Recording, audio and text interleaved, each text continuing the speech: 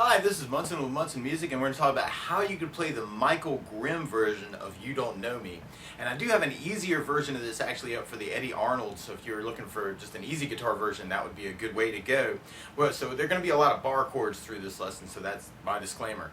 But we're going to start on an E major chord, and the way you play E major, first finger is going to go to the G string on the first fret, second finger is going to go to the A string on the second fret, and third finger is going to go to the D string on the second fret.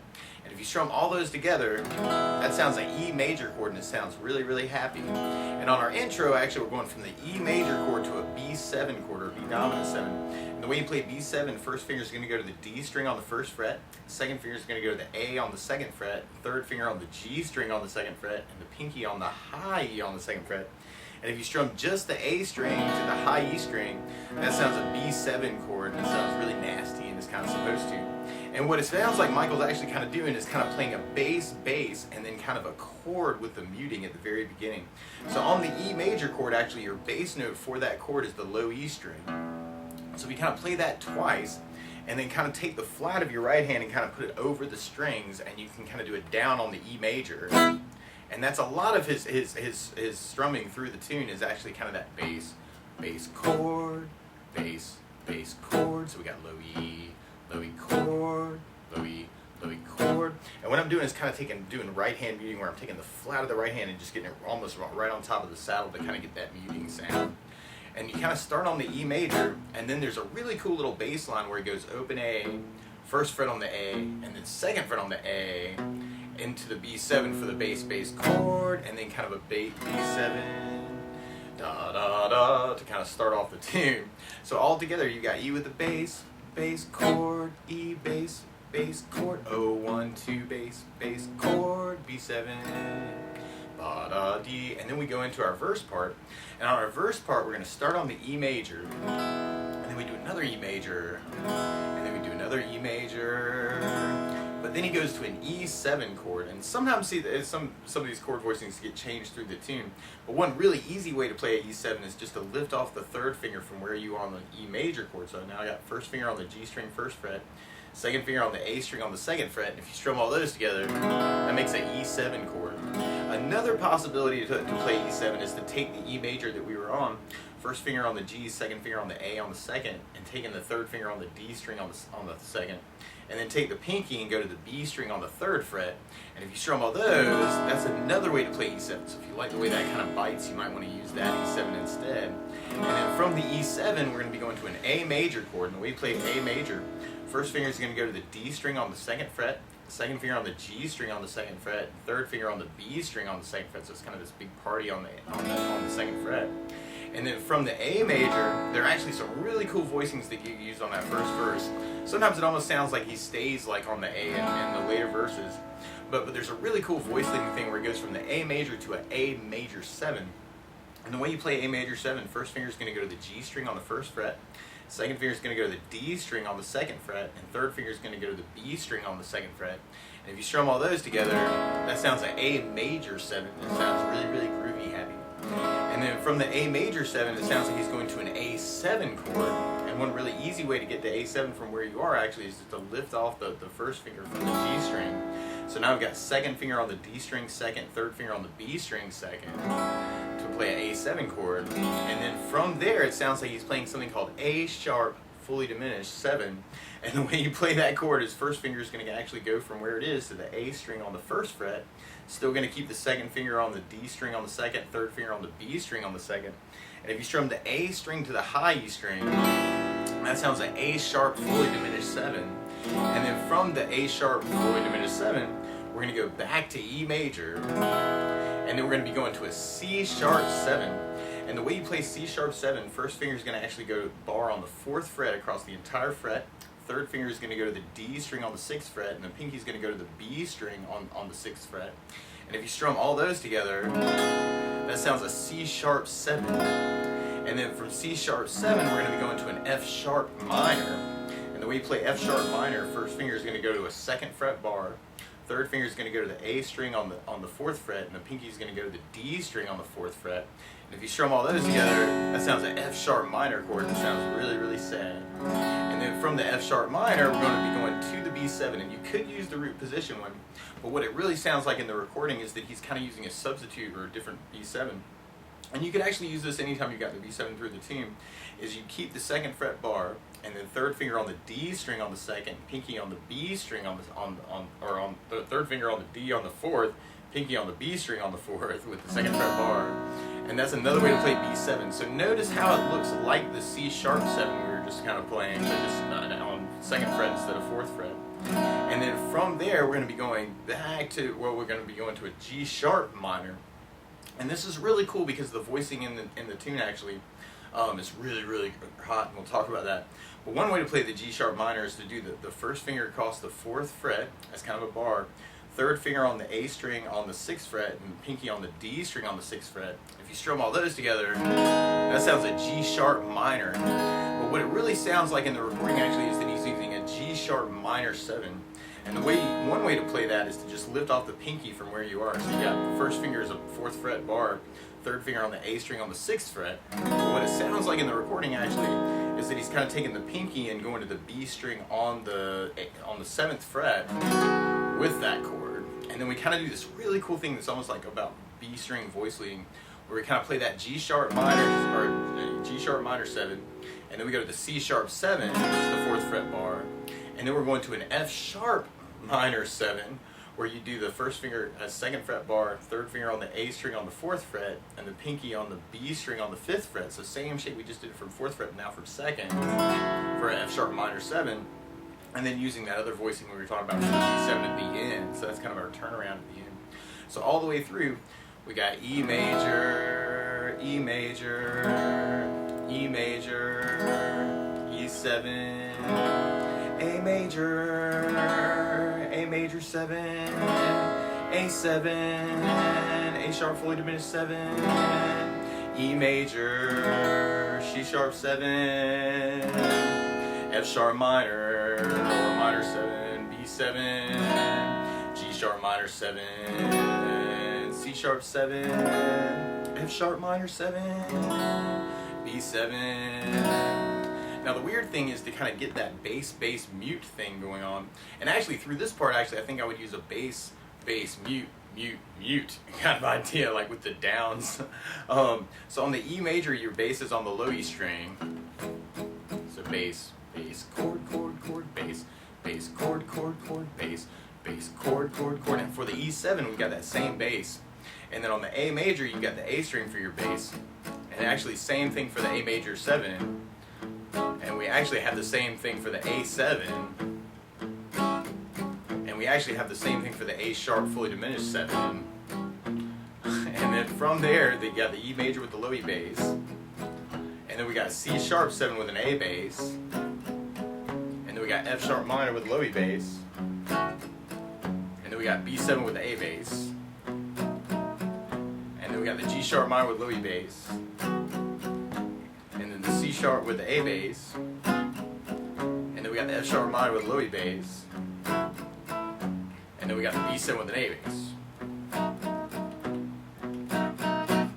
So the weird thing about that strum pattern actually is kind of, it's all about downs, and it's how you're feeling it. And most of it's kind of working off of something called a triplet feel, where you're kind of dividing the beat into 1, 2, 3, 1, 2, 3, 1, 2, 3, 1, 2, 3. So you could even fill it in that way if you wanted to. You could do 3 basses and then 3 chords if you wanted to on each one. But I really kind of think it sounds like the recording if you kind of do that bass chord, or bass chord, or bass chord, bass chord. So you have some options. But if we just try it with just a bass down, just to kind of get used to those basses, you'd have E with the low E bass chord, E bass chord, E bass chord, E7 bass chord, A with the A bass chord, A major 7 bass chord, A7 bass chord, A sharp fully diminished bass chord, E major with low E bass, C7 with A bass, F sharp minor with low E bass, B7 with an A bass, G sharp minor with low E bass, C sharp with A bass, F sharp with Louis bass, B7 with an A bass, and then we're almost kind of repeating that for our second verse. So now I'm going to try it with the bass, bass, down, down, down, because I'm kind of digging on that feel. So they got E with the Louis bass, bass, down, down, down, E with Louis bass, E with Louis bass, E7 with Louis bass, A with A bass, A major 7 with A bass, A7 with A bass, A sharp fully diminished 7 with A bass, E major with Louis bass, C sharp with A bass, F sharp with Louis bass, B7 with an A bass, and then the second time we have a different kind of turnaround where we do the E major, A major, E major, and then E7, and that kind of leads us into our bridge part. And on our bridge progression, we're going to start on the A major, and then we're going to go to the A sharp fully diminished 7, and then we go to E major, and then we do the C sharp 7, and then we got F sharp minors, and then we got B7, and then E major, and then we do an E7, but then we go to a C sharp minor. So a C sharp minor chord, the way you play that chord is first finger is going to go 4th fret bar across the entire fret, second finger on the B string on the 5th fret, third finger on the D string on the 6th, and the pinky on the G string on the 6th fret. And if you strum all those together, that sounds a C sharp minor chord. And if you wanted to, you could even make that a C sharp minor 7. Like if you lift off the pinky of that, you might be digging on the minor 7 shape instead. Kind of like we were doing with the G sharp minor 7. A lot of times you can substitute a minor 7 in for a minor chord. So then from the C sharp minor, we're going to do that twice and then go to the G sharp minor twice. And then from the G sharp minor, we're going to be going to an F sharp 7 or an F sharp dominant 7. And the way you play that chord, first finger is going to do the 2nd fret bar, just like the F sharp minor. Second finger is going to go to the G string on the 3rd fret, and third finger on the A string on the 4th fret. And if you strum all those together, that sounds like F sharp 7. And just like our F sharp chord, we're going to have Louis bass for that. And then from the F sharp 7, we're going to be going to the B7, and then we kind of do a big B7 at the very end of our bridge. So just to walk through that whole bridge, we got the A with the bass, bass chord, A sharp, fully diminished, E major, C sharp with an A bass, F sharp with Louis bass, B7 with an A bass, E major with Louis bass, E7, C sharp minor with an A bass, G sharp minor with Louis bass, G sharp minor with Louis bass, F sharp 7 with Louis bass, and then B7 with an A bass, B7, and then we're back to our verse part, kind of that but we have kind of a different tag on the end of it. So back on our verse, we got the E major with Louis bass, E major, E7, A major with an A bass, A major 7 with an A bass, A7 with an A bass, A sharp fully diminished 7 with an A bass, E major, and then C sharp 7 with an A bass, F sharp minor with Louis bass, B7 with an A bass, and then our tag we got E major, A major, E major, and then B7 with an A bass, and then we go into our solo part, which is very, very similar actually to our verse. So on the solo we got E bass, E major, E major, E major, A major 7, A7, A sharp fully diminished 7 with A bass, E major with Louis bass, C sharp with an A bass, F sharp minor with Louis bass, B7 with an A bass, and then E major, A major, E major, and then E7, and then that kind of leads us back into kind of our bridge part, where we got the A major, A sharp, fully diminished 7, E major, C sharp with an A bass, F sharp with Louis bass, F sharp B7 with an A bass, E major with Louis bass, E7 with Louis bass, and then C sharp minor with an A bass, C sharp minor, G sharp minor, G sharp minor, F sharp 7, F sharp 7, and then we do B7, and then we go to a C7 chord, and because we're kind of modulating at this point from the key of E major to the key of F at the very end of the tune. And one way to play the C sharp or C7 is to go first finger on 3rd fret bar, third finger on the D string on the 5th, pinky on the B string on the 5th, And if you strum all those together, that sounds a C7. And actually what kind of happens here is all our chord shapes actually get shifted over. So now instead of an E major chord, now we're on an F major chord. And when we play F major, first finger is going to do a first finger bar, or first fret bar. Second finger on the G string second, third on the A string third, and the pinky on the D string third. And if you strum all those together, that sounds F sharp major, so that's what we're playing instead of E major. And then when we get to it, actually it's instead of an E7, now we got an F7.